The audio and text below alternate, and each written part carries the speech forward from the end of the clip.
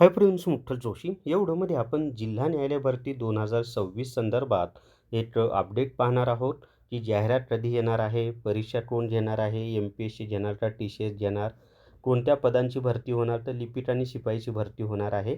ज्या पद्धतीनं मुंबई उच्च न्यायालयामध्ये लिपिक आणि शिपाईची मोठी भरती झाली, म्हणजे आत्तापर्यंतची सर्वात मोठी भरती होती ती, त्याच पद्धतीनं जिल्हा न्यायालयामध्ये सुद्धा लिपिक आणि शिपाई या 2 पदांची मोठी जाहिरात येणार आहे. मोठी भरती असणार आहे. मग ती कधी जाहिरात येणार आहे, परीक्षा कोण घेणार आहे, ती सगळी माहिती आपण पाहणार आहोत.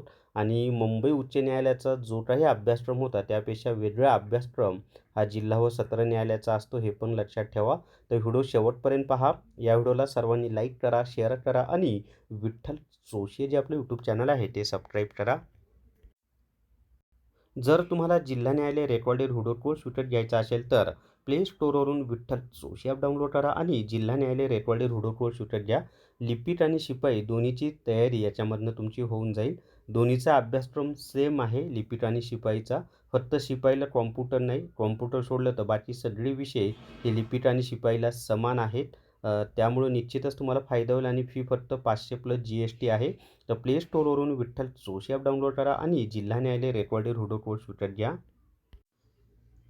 तर आता पहिला प्रश्न असा आहे की जाहिरात कधी येणार आहे. तर माझा अंदाज असा आहे की विद्यार्थी रिपीट होऊ नये त्यासाठी उच्च न्यायालयाची जी प्रोसेस आहे त्याची निवड यादी आणि प्रतिक्षा यादी लागल्यानंतर जिल्हा व सत्र न्यायालयाची जाहिरात प्रसिद्ध होतील. मग साधारणपणे 1.5 ते 2 महिन्यामध्ये जिल्हा व सत्र न्यायालयाची जाहिरात प्रसिद्ध होईल असा माझा स्वतःचा वैयक्तिक म्हणजे माझं स्वतःचं मत आहे. त्याच्यानंतर आता हे झालं जाहिरात कधी येईल ते साधारणपणे 1.5 ते 2 महिन्यामध्ये किंवा त्याच्या अगोदरसुद्धा जाहिरात येऊ शकते.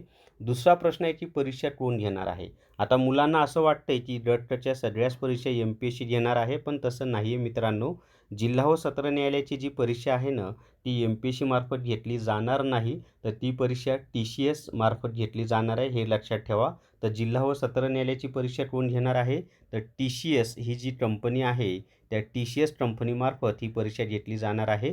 आणि याची जी परीक्षेचं स्वरूप वगैरे असतं किंवा त्याचा अभ्यासक्रम आहे त्याचा सेपरेट व्हिडिओ मी अपलोड करणार आहे. पण परत एकदा सांगतो की मुंबई उच्च न्यायालयामध्ये लिपिक आणि शिपाईचा जो अभ्यासक्रम होता त्यापेक्षा वेगळा अभ्यासक्रम जिल्हा व सत्र न्यायालयाचा आहे. आणि परीक्षेचं स्वरूप किंवा प्रश्न विचारण्याची जी काठिण्य पातळी आहे ती थोडी अवघड असते, कशाच्या तुलनेमध्ये, उच्च न्यायालयाच्या तुलनेमध्ये.